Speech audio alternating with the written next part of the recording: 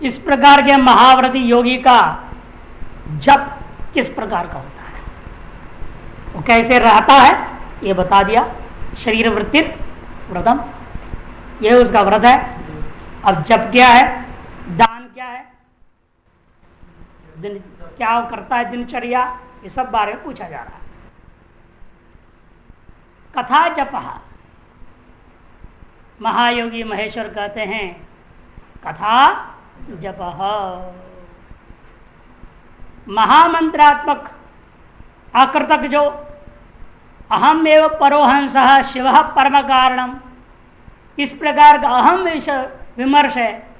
तदारूढ़ योगी का जो कुछ कथन है वह सभी निरंतर आवर्तमान अभ्यस्यमान स्वार्थ देवता विमर्शन रूप होने से वही जप है। जो समझ रहा है मैं शिव हूं, शिव ही है, सब कुछ है, ऐसा निरंतर उसका जो चिंतन है और उसके अनुसार उसका जो भी कथन होगा वही उसका जप। अलग से कोई मंत्र लेकर बैठ गया ओम नमः शिवाय, ओम नमः शिवाय जपेगा नहीं। संयम्य इंद्रिय संचारम प्रोच्चरन्नादमांतरम एष एव जप प्रोक्तो न तो बाह्य जपो जप। योगिनी हृदय दीपिका में लिखा है संयम्य इंद्रिय संचार, इंद्रिय जो विषय की ओर दौड़ रहे इनका प्रत्याहार द्वारा संयमन करके, प्रोच्चरन्नादमांतरम, बाहर का कुछ उच्चारण नहीं करता, प्रकृष्ट उच्चारण होता हुआ अंदर में सुनाई दे रहे नाद, आंतरम नादम प्रोच्चरण, उसी पर ध्यान करता है। ये सेव जप प्रोक्त, यही असली जप है।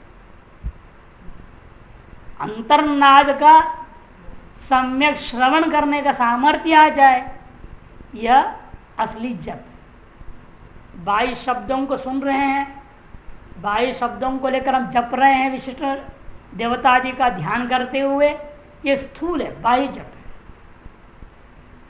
है। वास्तविक जप जिस श्वास प्रश्वास निरंतर चल रहा है, हंसा सोहम, इसके वजह से उत्पन्न हो रहा है जो अंतर्नाद, उसका ही ध्यान, उसका ही चिंतन हो, वही वास्तविक जप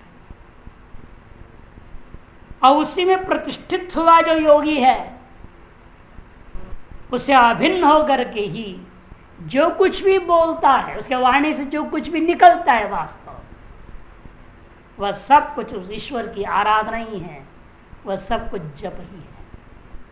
जैसे क्या कहा था श्लोक में, स्तोत्राणि सर्वा गिरो, सर्वा गिरो स्तोत्राणि, उसका सारे वचन स्तोत्र के समान है, क्योंकि अन्य फालतू बात कहेगा ही नहीं, वो सांसारिक चर्चा करेगा ही नहीं। वो असली जप में निरंतर रहता है, इसे उसका जो कुछ भी कथन है, जो कुछ बोलता है, वही उसका जप है। इससे पहले भी एक बार हमने सुनाया था, उसको दोबारा सुनाता हूँ। एक प्रकरण में पहले, बहुत पहले सुनाया था, महाराज जी सुनाते थे, जिस तरफ देखता आता जलवा यार का, एक मस्जिद के तरफ सिर झुकाए क्या जरूर। शरीर वृत्ति रे व्रतम, शरीर में उसका रहना ही बड़ा व्रत। इसने पूछा ना उस मौलवी से, भाई सूफी सन से, तुम क्यों मस्जिद नहीं जाता? कहते क्या जरूर है, मैं जहां देख रहा हूं वही मेरा अल्लाह है, जहां देख रहा हूं वही शिव है, वही मेरा भगवान है। एक मंदिर विशेष में जाकर मत्था टेको, क्या मतलब रहा? सियावर राम में सब जग जाने, करो प्रमाण प्रणाम जोर जुग, सब कुछ वही है, कण कण वही है। फिर किसी मंदिर में जाओ, मस्जिद में जाओ, किसी चर्च में जाओ, क्या मतलब रहा? जिस तरफ देखता आता जलवा यार का, मेरे यार का वैभव मुझे दिखाई देता है। एक मस्जिद के तरफ जान करके कर, पश्चिम के उस मस्जिद की तरफ, मक्का मदीना के तरफ सिर झुकाएं क्या जरूर। खुद व खुद श्वास में आ गया ना आंतरनाद, खुद व खुद श्वास में बंदगी हो रही है, माला और तस्वीर को फिर फिराए क्या जरूर। कहते खुद ब खुद श्वास में बंदगी हो रही है दुर्बान, माला और तस्वीर को फिर फिराए क्या जरूर। अभी भी साम्बाहिक जब की जरूरत क्या रह गया? कि श्वास प्रतिश्वास पर ही उस परमात्मा के साथ बंदगी हो रही है, उसी के साथ हमारा तालमेल बना हुआ है, तार जुड़ गया है। अब माला लेकर या किसी तस्वीर को लेकर हम क्यों इधर उधर फिरते जाए? कोई जरूरत नहीं। हम आजादी के चमन में सैर करते हैं सदा। पूर्ण स्वातंत्र की बातें कहते नहीं, इसलिए हम आजादी के चमन में सैर करते हैं सदा। मजहबों के तंग खाने बीत जाए क्या जरूरी। इन मजहबों के से तंग खाने, ये मजहब क्या कर, ऐसे करो ऐसे मत करो, ये करो, यहाँ क्यों गया यहाँ क्यों गया, बड़ा परेशानी होती, दुनिया और झंझट है, जीने नहीं देते, परेशान कर ले। मजहबों से तंग खाने बीच जावे क्या जरूरत है, क्योंकि हम सब मजहबों से भरे उस आत्मा की शरण में हम चले गए हैं। अब हमें किसी एक मजहब की शरण की जरूरत नहीं रही। इसलिए ऐसे व्यक्ति जो पूरा ये जो सूफी बोल रहे, संत अशार बोल रहे हैं, पूरा का पूरा आगम की बात क्या है, श्रुतियों की बात क्या है। जब एक में तत्व में निष्ठा हो गई, अब फिर सारा चीज अपने आप छूट जाएगा। छोड़ने की जरूरत नहीं पड़ती है, स्वतः ही छूट जाता है। लोग छोड़ते हैं इसलिए फंसते हैं, स्वतः छूट जाए तो फंसने का कोई मतलब ही नहीं। कथा जपा इस प्रकार इस महाव्रती वीरेश जो परा अहम भाव की भावना भूमि में अधिरूढ़ है, महाव्रती जो वीरेश है योगी, परा अहम भाव, जो पर अहम भाव है उसकी भावना भूमि में अधिरूढ़ हो गया है। इसलिए उसका वीरेश का शाक्त, निष्कल, हंस और पौद्गल, इन चार प्रकार के मंत्रों का, मंत्र चार प्रकार के, शाक्त, निष्फल, हंस और पौद्गल, वर्णन करेंगे सब आगे नीचे। इन चार प्रकार के मंत्रों का, जिन मंत्रों का सारार्थ परिचित रूप जो स्वात्म देवता है उसका परामर्शन है, जप, आवर्तन अनवरत अविच्छिन्न रूप से चलता रहता है। उस विरेश का अंदर चार प्रकार का जो मंत्र है, इन मंत्रों का, जिन मंत्रों का भी सारार्थ क्या है, वो चैतन्य परचिद्र रूप है। उसको स्वात्म रूपेण मान लिया, प्रकाशन कर लिया, इसे उसका परामर्शन निरंतर हो जाने से उसका जप निरंतर हो है। समझो, आवर्तन में अनवरत अविच्छिन्न रूप से मैं शिव हूं, शिवोहम शिवोहम, ये चलता रहता है। अर्थात शुद्ध कर्ता की भूमि पर, क्योंकि उसका उच्चारण कोई नहीं करता, इसलिए प्रोच्चरण नादम आंतरम, जो श्लोक में पहले कहा था, प्रोच्चरण नादम आंतरम, प्रकृष्ट उच्चारण होता हुआ जो आंतरनाद है। प्रकृष्ट उच्चारण होता हुआ क्यों कह रहे? इसलिए कि आदमी के अंदर कृत उच्चारण नहीं है, स्वकृत उच्चारण नहीं है, प्रकृष्ट उच्चारण होता हुआ इसलिए कहा। ये कारण क्या है? वहां नास्य उच्चरिता कश्चित प्रतिहंता न विद्यते स्वयं उच्चरते देवी प्राणी नाम उरसी स्थित। प्राणियों के उरह प्रदेश स्थित होकर सर्वसाधारण शब्द रूप में निरंतर उच्चारण कर रही है। न से उच्चरिता, अंतरनाद का उच्चारण करने वाला कोई नहीं है, कोई इसका उच्चारण नहीं करता। न प्रतिहंता भी, इसको रोकने की हिम्मत भी किसी के अंदर दम नहीं है, कोई इसे रोक नहीं सकता। इस नाद को कोई चला नहीं रहा, कोई उच्चारण नहीं कर रहा है, न कोई इसे रोक सकेगा, न इसे मिटा सकेगा। स्वयं उच्चरते देवी, हे देवी ये स्वयं उच्चरित होता है, निरंतर नित्य हो रहा है। प्राणी नाम उरसी स्थित, प्राणियों का उरह प्रदेश में स्थित होकर स्वयं निरंतर उच्चारण हो रहा है। इसे कोई न रोक सकता है, न कोई इसको विशिष्ट रूप धारण करा सकता है, न कुछ होता है।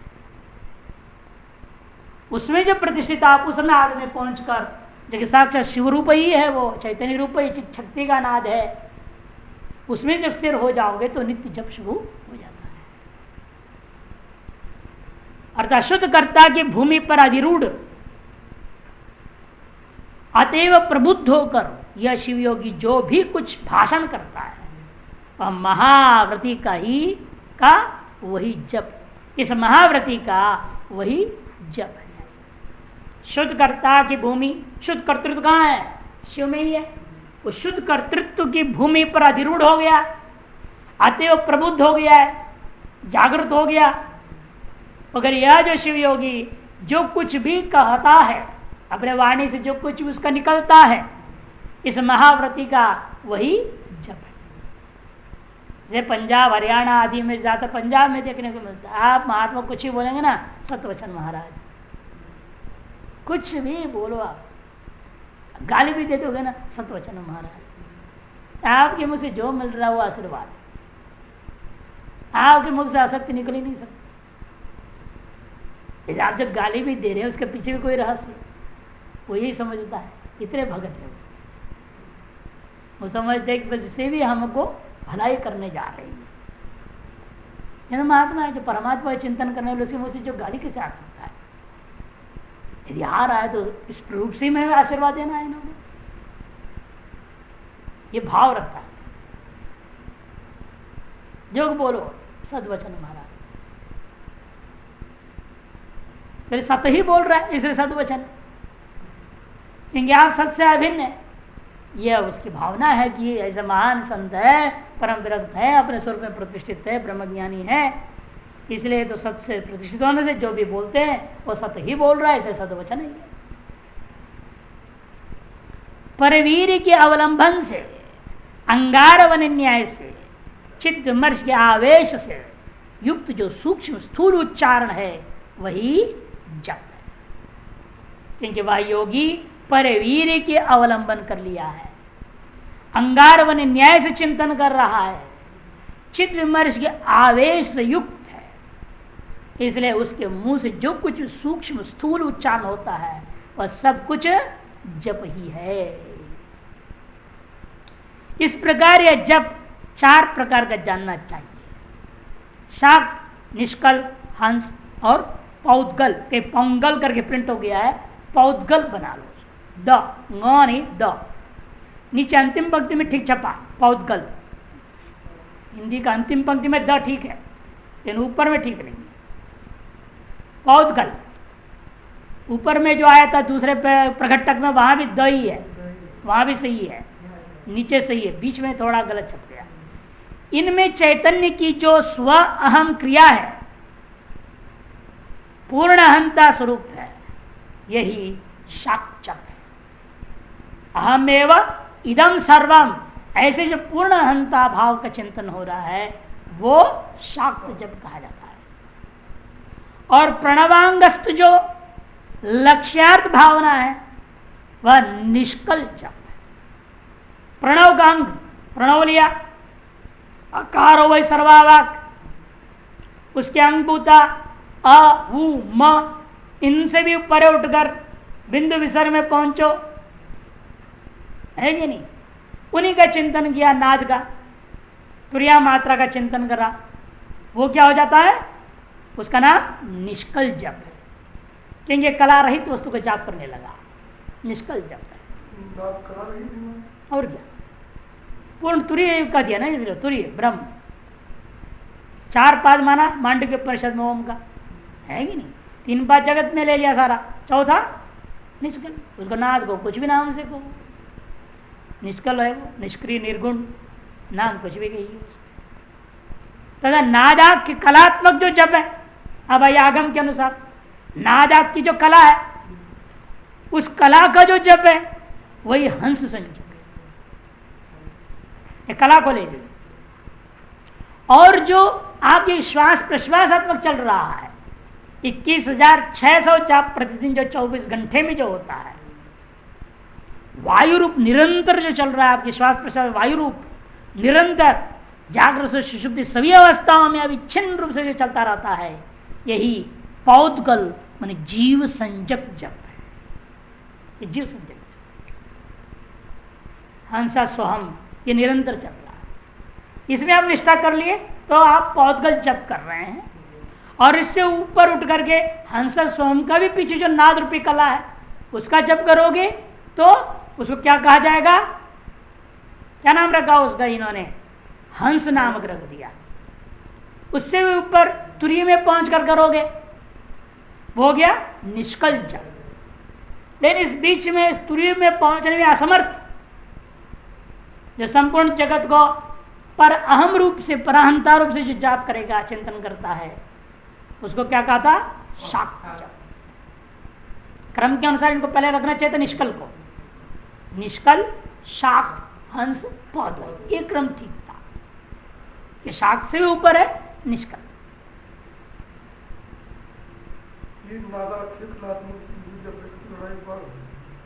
ये तो कला विशेष में ले लिए ना, आपकी सारी शिव से पृथ्वी तक सब कलाएं हैं। पहले आ चुका ना, कला शरीरम बोल चुके हैं, वो नाद भी कला है बीच में, शब्द का ही अंतर्गत, उसमें आप टिक गए, उसमें आप टिक रहे हैं।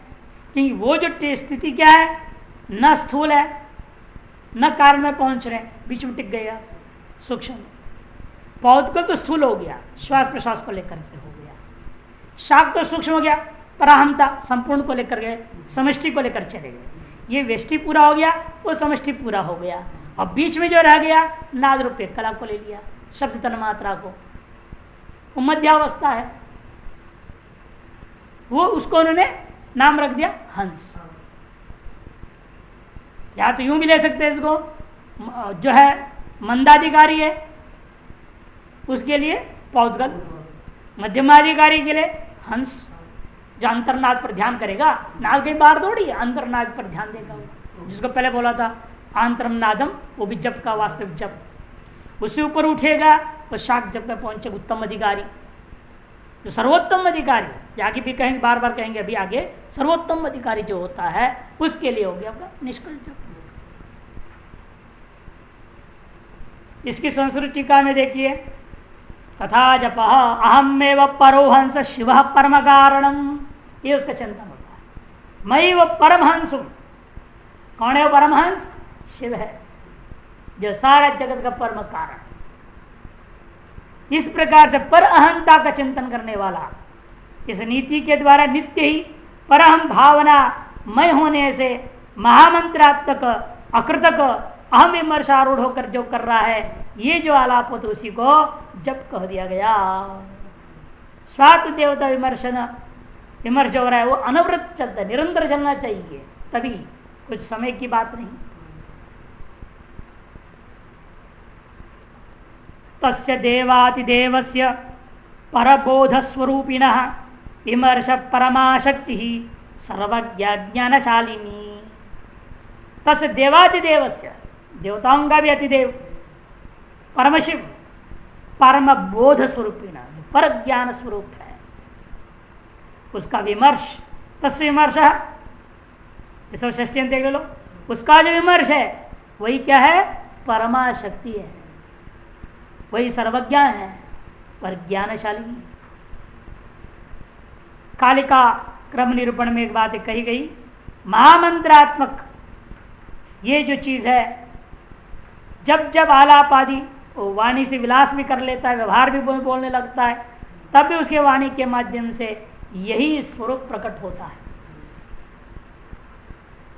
बहुत प्रयास करो, भूयो भूयः परे भावे भावना भाव्येते हिया जपस्वोत्र स्वयं नादो मंत्रात्मा जपी दृशः। भूयो भूय परे भावे भावना भाव्यते हिया,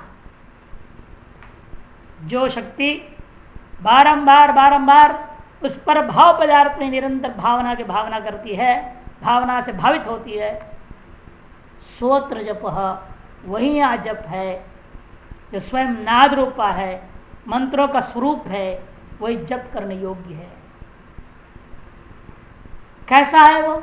और निकृष्ट भाव में, स्वयं भाव में, सकारेण बहिर्याति हकारेण विषेत पुनः हंस हंसित्यमुं मंत्रम जीवो जपति नित्यशः षट्शतानि दिवारात्रौ सहस्राण्येकविंशतिः जपो देव्या विनिर्दिष्टः सुलभो दुर्लभो जड़ैः। योगी के लिए सुलभ होने पर जड़ के लिए दुर्लभ है। ऐसा नित्य यह जप जो चल रहा है, इस पर किसका ध्यान जाता है? इसे लोग कहते हैं हमारा ध्यान नहीं हो रहा है, ध्यान नहीं लगता, ये परेशानी वो परेशानी। मैं सीधे कहता हमारे गुरु जी बात ही कर, श्वास पर ध्यान करो। तो अपने श्वास का ध्यान कर लो, अपने आप को जानने की कोशिश करो, वहां बैठ जाओ, सब तुम्हारी समस्या अपने आप खत्म हो जाएगी। धीरे धीरे होगा, सही पाकर होगा। तुम आज क्यों चाहिए करके परेशान हो रहे हो? होना है ही नहीं आज, और परेशान तुम होते हो, अशांत हो जाते इस वजह से। इसलिए अपने श्वास में टुको, शांत रहो, बाकी परमेश्वर अपने आप से कर देगा। अपना कर्तव्य जो है करते जाओ, बाकी श्वास का चिंतन। जब मौका मिले अपने श्वास पे आ जाओ, व्यवहार करना पड़े कर लिया, फिर तुरंत श्वास में आ जाओ। जब जब मौका मिले, कुछ नहीं तो सवेरे और रात दो समय, और नहीं तो रात ही सही, सोने से पहले 5 मिनट ही बैठ जाओ, अपने श्वास को दे और सारा हिसाब को तो ईश्वर को दे दो, काम हो गया। दिन भर जितना झूठ तुम्हें याद आता है बोला हुआ सब गिना दो, छल कपट बेईमानी जो कुछ गड़बड़ के सब। अच्छा नहीं गिनने की जरूरत है, बुरा गिनने की जरूरत है। क्या अच्छा भी गिनना, सब कुछ ईश्वर को अर्पण कर दो। जो श्वास प्रश्वास निरंतर चला रहा है, मैं इसको ध्यान दूं या ना दूं, तो भी निरंतर जो शक्ति इसको चला रही है, उस परम चेतन शक्ति को मैं सबको समर्पण करता हूं। नित्य करो, फिर देखो चमत्कार जीवन में कैसे। यही जड़ों को दुर्लभ है। जड़ बुद्धि वाले ये 1 मिनट भी नहीं कर पाए, चाहे जितना कह लो करते। बैठा के कराना पड़ेगा, जब कराने लगोगे तब भी पता नहीं मनोराज्य कहाँ चला जाता है। हम कह रहे हैं श्वास पर ध्यान दो, आंख बैठ बंद कर लो, ऐसा कर लिया, श्वास पर लिया है, शरीर घुमाते हुए तो चलाते रहते, उसके इतने ही बीच में कहीं और चला जाता है, अपने बिजनेस का चिंतन में चला जाता है। क्या बिठा करके भी करा नहीं सकते, ऐसे जड़ बुद्धि वाले। इसलिए दुर्लभम जड़े ही दुर्लभ सकारेण बहिर्याति, श्वास में जो निकल रहा हुआ श्वास है सो जब अंदर आता है हम, इसलिए कहते सकारेण बहिर्याति हकारेण विषेत पुनः हंस हंसित्यमं मंत्रम जीवो जपति नित्यशः। जीव नित्य इसका जप रहा है। कितने बार जपता है दिन में? दिन रात कुल मिला करके 600 और सहस्राणी 21,600 बार जपता है, और एक बार भी इसका होश नहीं होता है कि मैं एक चीज को जप रहा हूं। 21,600 बार जप रहा हूं। इसके 108 108 108 108 216 है कि नहीं? 108 108 21,600। इसलिए हम होंगे मणि में 108, दिन के 108, रात के 108, कम से कम 2 माला जप लो। जपो देविया विनिर्दिष्ट, देवी के द्वारा निर्दिष्ट यही सुलभ जप है जो कि जड़ों के लिए दुर्लभ है। अब आइए निचले वाली टीका में, इतना स्वालापादि लौकिक व्यवहार लौकिक व्यवहित के अनुसार ही देखो, स्व आलाप आदि, अपना जो बोलचाल आदि लौकिक जो व्यवहार है उसके करते के अनुसार में भी तद एव से जपवती, उसी का तब भी वो जप करते रहता है। इसको स्वच्छंद शास्त्र का श्लोक बता दिया। कर्ण वर्ग से बाह्य प्रवृत्ति निरोधी कृत्य आंतर अनाहत नाद भावना एवं जप कथ्य। कृत्य जप और स्वतः जप दो प्रकार। कृत्य क्या है?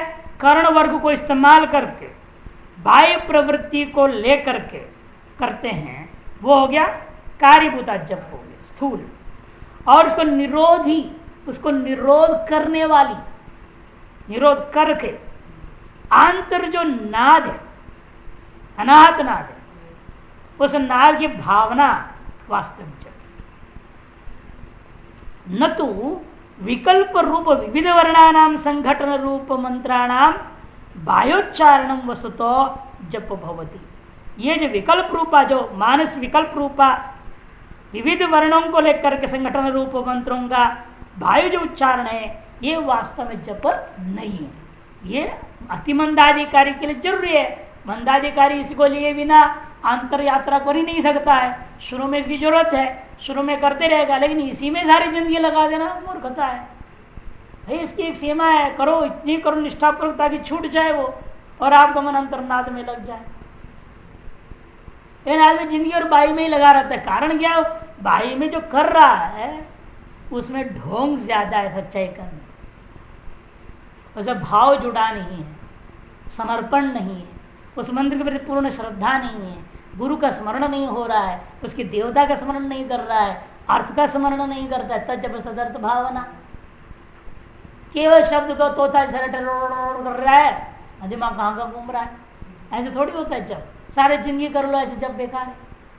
चलो कुछ घंटा बैठा है, वो पुण्य तुम्हारे अकाउंट में जाएगा। हाँ इतना घंटा ही बैठा था, बैठा तो था कम से कम, पर तो थोड़ी थोड़ी पुण्य जुड़ता है। कई जन्म लगेगा जाके आप फिर इसमें सही जप में आ सकेंगे। व्यर्थ कुछ नहीं जाता। भगवान ने खुद ही कहा इस मार्ग में आने के बाद कुछ भी व्यर्थ नहीं जाता।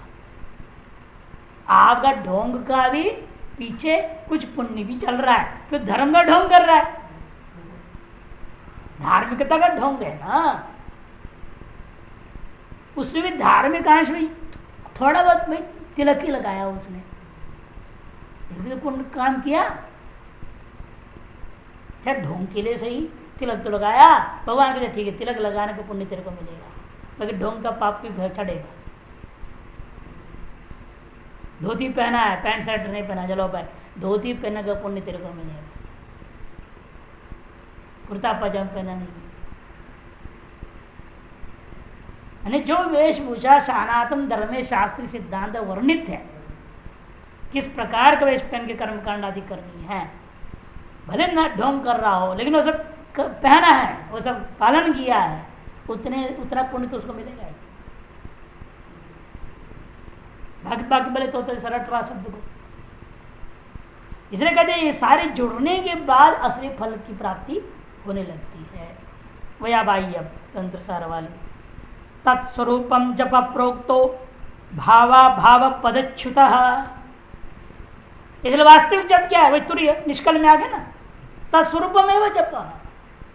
और ब्रह्म रूपता में स्थित होना, शिव रूपता में स्थित होना ही जप। तत्स्वरूप माने जो ब्रह्म को तत्शब्द इसलिए प्रयोग कर देते हैं, कोई इसको ब्रह्म कहेगा, कोई शिव कहेगा, कोई विष्णु कहेगा, कोई शक्ति कहेगा, कोई कुछ कहेगा, जो भी नाम से कहो वह स्वरूप ही वास्तविक जप है। प्रोक्त हो क्यों? भावा भाव पदच्युत, क्योंकि भाव और अभाव दोनों पदों से रहे। तुरीय में क्या होगा? भाव भी नहीं होगा, यही तो नाम तो तुरीय निष्कल है। निष्कल भाव में न भाव है न अभाव, सबसे परे है। ऐसे को जो स्वरूप में स्थिति का नाम ही वास्तविक जप है करके श्री तंत्रालोक में भी कहा है। और पातंजल योग सूत्रकार ने भी कहा था जपस्त अर्थ भावना। हम जप रहे हैं हम ब्रह्मास्मि, हम ब्रह्मास्मि, हम ब्रह्मास्मि, हम ब्रह्मा शब्द वाक्य का अर्थ मालूम नहीं। लोग जब रहे ओम नमः शिवाय ओम नमः शिवाय ओम नमः शिवाय का अर्थ मालूम नहीं तो फायदा नहीं। उसको जपो, उसका अर्थ को भी जानो। अर्थ चिंतन, देव चिंतन, उसका ऋषि छंद वगैरह जान करके जब भी जब कैसे पहले कम संकल्प करो, निष्कामना का संकल्प से ही, कोई फल नहीं चाहिए। ईश्वर प्रत्यर्थ मत बोलो, है नहीं। सर्व कामना रहित जो है केवल कर्म जपात्मक कर्म करिए, बस संकल्प ही करो। लेकिन उसका विनियोग पढ़ो, उसका ऋषि छंद, देवता छंद, बीज, कीलक, शक्ति, विनियोग, ये तो बोलो पहले। फिर ऋष्यादिन्यास, हृदयादिन्यास, करन्यास करो। न्यासत्रय तो कम से कम करो उस मंत्र का। अब तक भावापन्न होकर के बिल्कुल लाभ में सारा मंत्र को अपने शरीर में प्रस्थापित कर दिया हूं। सर से नीचे तक, अंगुली से लेकर सिर तक सब जगह हमने स्थापित कर दिया। मंत्रमय में हो गया हूं, शिवमय हो गया हूं। शिवमय होकर शिव का जप कर रहा हूं। शिव भूतवा देवो भूतवा देवाने जित, ये सिद्धांत है। कोई भी न्यास इसलिए कर, गीता पाठ करते उसमें न्यास करते हम लोग, है ना, अंगुली पुंगली सब बिठा देते हैं। गीता को अपने अंदर मान लिया, मैं गीता रूप होकर के गीता का पाठ करूंगा, तो भाव होना चाहिए।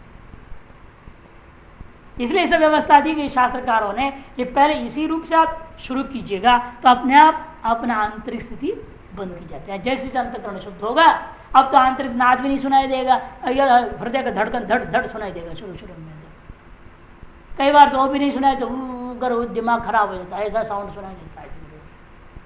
इसलिए पहले ऐसे प्रयास ही मत करो। कुछ अंतरण शुद्धि होने के लिए बाह्य क्रियाकलाप ही कर लेना, जिसको ऐसा होता है।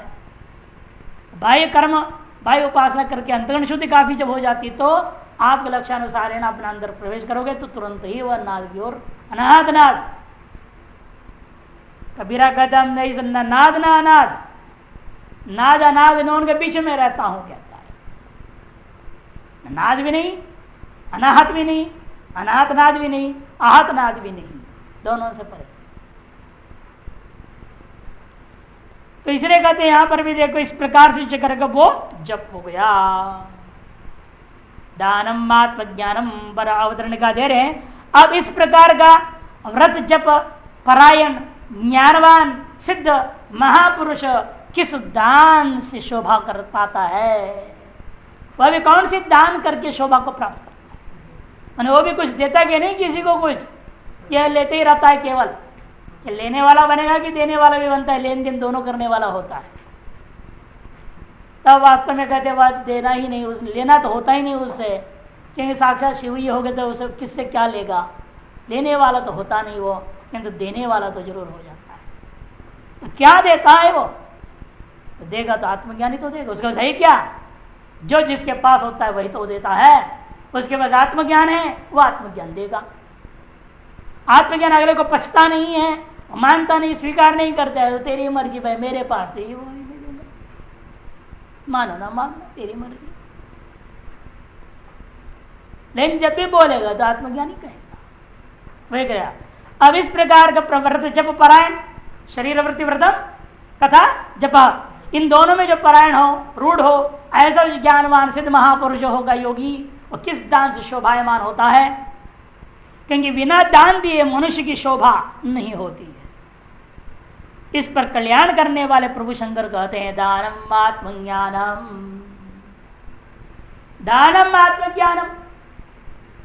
युधिष्ठिर का वही प्रसंग पूर्व में वर्णन बता चुका हूं। ददतु गालिम गालिमंतो भवंतो वयमपि तदभावाद गाली दाने असमर्था।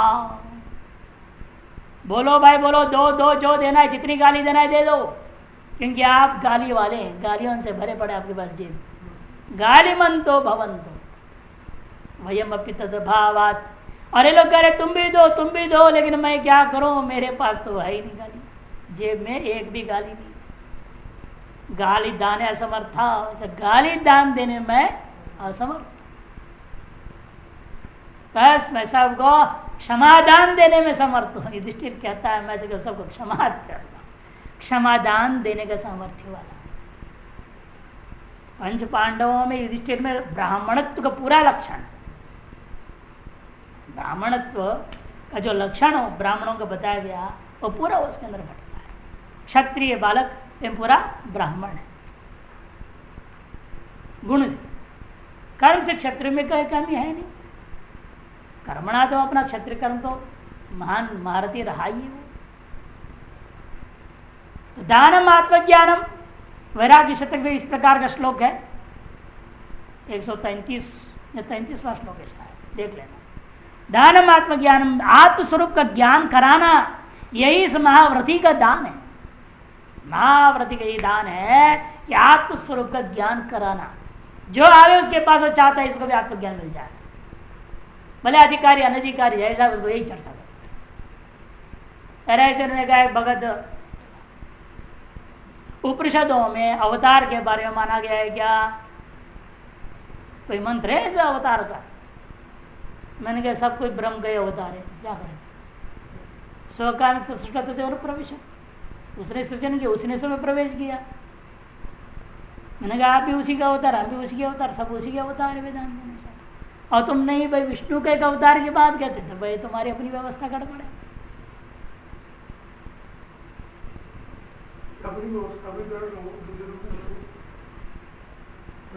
नहीं वो लोग वो एक्चुअली वो नहीं है, उनके अंदर क्या है दुराग्रह ऐसी है, उनकी जो व्यवस्था है उसको चाहते वो उपनिषद का अनुमोदन उसमें प्रदान कर जबरदस्ती हम लाए। ये गड़बड़ी है, ये हम कहां से लाए भाई? न लाए तो फिर नास्तिक है, नाराज उठ के भाग गए। तो ऐसे दुनिया में मूर्ख लोग बहुत घूम रहे हैं और अपने आप बड़े गुरु बने हुए हैं, चेले बना रहे हैं। कमाल है, खुद कुछ ज्ञान नहीं है, 0/0 एक वास्तव में यथार्थ का बोध बिल्कुल नहीं, फिर भी गुरु है और 10-20 चेले लेके घूम रहे हैं। उनके सामने अपमान जैसे महसूस होता है तो अगले को अपमान करके भागने की, ये नहीं सोचते कितना बड़ा पाप कर रहे हैं, ये नहीं सोचता। ये विवेक है ही नहीं।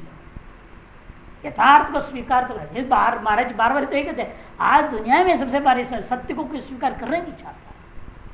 मैं जो बोल रहा हूं उसको सत्य बोलो आप, बस मैं जो भी बोलूं उसको ठीक बोल दो। मैं जो कह रहा हूं वो ठीक है, मैं जो कर रहा हूं वो ठीक है। तो आप बहुत अच्छे संत हैं, महात्मा जी तो भगवान है। अगर जो कर रहा है तो गलत कर रहा है, शास्त्र सम्मत नहीं है। जो कह रहा है तो गलत कह रहा है, शास्त्र सम्मत नहीं है, नाराज हो जाएंगे। फिर आप साधु ही नहीं है, आप तो मनुष्य नहीं है, तो राक्षस है। ये बड़ी समस्या कलयुग के वर्तमान स्थिति में देखने को मिलता है। क्योंकि लेकिन ज्ञानी तो बेचारा क्या करता है, उसका स्वभाव है वो सबको आत्मज्ञानी देना चाहता है। आत्मस्वरूप की जो प्रज्ञप्ति है वही सर्वश्रेष्ठ उत्तम ज्ञान। क्योंकि आत्मस्वरूप की जो प्रज्ञप्ति हो जाए किसी में, इससे बड़ा और कोई दान नहीं सकता। जिसको पूर्व कह आए हैं आगे भी कहेंगे। इसी उत्तम ज्ञान का सम्यक प्रकाशन जो पूर्ण कृपा पात्र प्रबुद्ध जन है उनके प्रति प्रकट करना, यही उत्तम ज्ञान दान ही शिव योगी का दान है। सम्यक प्रकाशन जो पूर्ण कृपा पात्र प्रबुद्ध जन है, क्योंकि सम्यक ज्ञान जो इस उत्तम ज्ञान का सम्यक प्रकाशन, उत्तम ज्ञान का सम्यक प्रकाशन किस पर की जा सकती है? जो पूर्ण कृपा पात्र प्रबुद्ध जन है उनके प्रति प्रकट करना, यही उत्तम ज्ञान दान ही शिव योगी का दान, वास्तविक दान।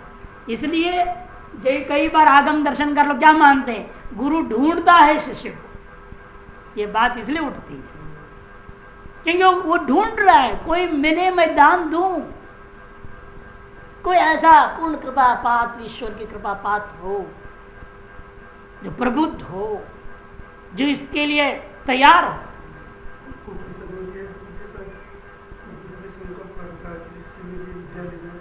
ना ना किसी उपनिषद में अच्छा नहीं, किसी में भी कोई ऐसी कहानी नहीं आती जिसमें ये कहें गुरु बैठे इंतजार कर रहा था, ढूंढ रहा था शिष्य को, चाह रहा था मेरे पास जो भी थे वो ले जाए कोई आकर के, ऐसे कोई कहानी नहीं। ये इनकी परंपरा इसलिए कि इसको एक दान मानते हैं ना, ये दान दे रहा है, वहां पर दान देने की बात ही नहीं, वो कहते अभेद कर ले रहा है ना, शिष्य को अपने से अभिन्न कर लेता है। दे कहा रहा है वो, न देना है न लेना है, तुम मुझसे अभिन्न बोल करके अभेद कर लिया, और लेन देन तो भेद में होता है। दान का अर्थ ही क्या है? स्वस्वत्व परित्याग पूर्वकम पर स्वत्व आपादनम दान। व्याकरण महाभाष्यकार लिखते हैं।